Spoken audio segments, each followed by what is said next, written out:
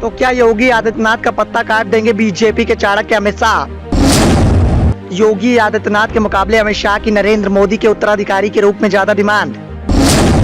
नरेंद्र मोदी के बाद योगी आदित्यनाथ पर दांव खेलने को लेकर कई बार हुई सियासत।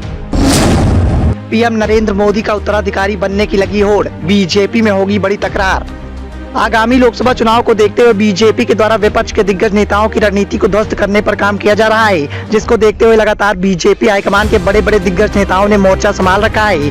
इसी बीच इस बात को लेकर भी कश्मकश बीजेपी के कुनबे में देखने को मिल रही है कि आखिर नरेंद्र मोदी का कार्यकाल पूरा होने के बाद नरेंद्र मोदी के उत्तराधिकारी के रूप में नरेंद्र मोदी की कुर्सी पर कौन विराजमान होगा।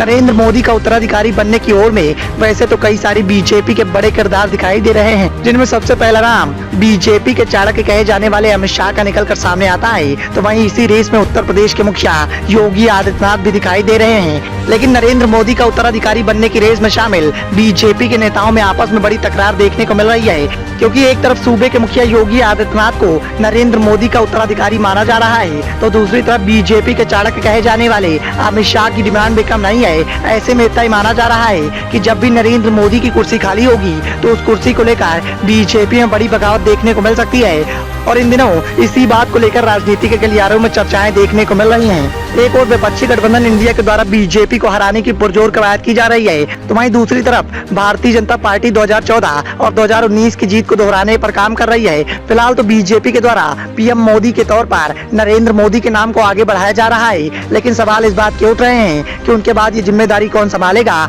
हाल ही में इंडिया टुडे में प्रकाशित सी वोटर के सर्वे में मोदी के बाद इस पद के लिए सबसे बड़ा नाम वर्तमान केंद्रीय मंत्री अमित शाह का निकलकर सामने आ रहा है। हालांकि इसी लिस्ट में उत्तर प्रदेश के मुख्यमंत्री योगी आदित्यनाथ और केंद्रीय मंत्री नितिन गडकरी जैसे दिग्गज भी शामिल हैं। लेकिन सर्वे में शामिल 29% लोगों ने पीएम नरेंद्र मोदी के उत्तराधिकारी के रूप में अमित शाह को पसंद किया है। इसी लिस्ट में तीसरे स्थान पर मुख्यमंत्री योगी आदित्यनाथ भी आते हैं। 26% लोगों ने योगी आदित्यनाथ को पीएम नरेंद्र मोदी के पद पर देखने की चाहत जताई है। इसके अलावा नितिन गडकरी के पक्ष में 15% उत्तरदाता नजर आए। सर्वे के मुताबिक अगर आज लोकसभा चुनाव होते हैं तो भारतीय जनता पार्टी की अगुवाई वाली एनडीए 306 लोकसभा सीटों पर जीत हासिल कर सकती है। बहुमत का आंकड़ा 272 है। वहीं नए गठबंधन इंडिया 193 सीटें अपने नाम कर सकती है, जबकि अन्य के खाते में 44 सीटें जा सकती हैं। सर्वे में इस बात का अनुमान लगाया जा रहा है कि भारतीय जनता पार्टी 287 सीटें जीत सकती है। हालांकि सर्वे में कांग्रेस को 74 सीटें मिलने का अनुमान भी जताया जा रहा है,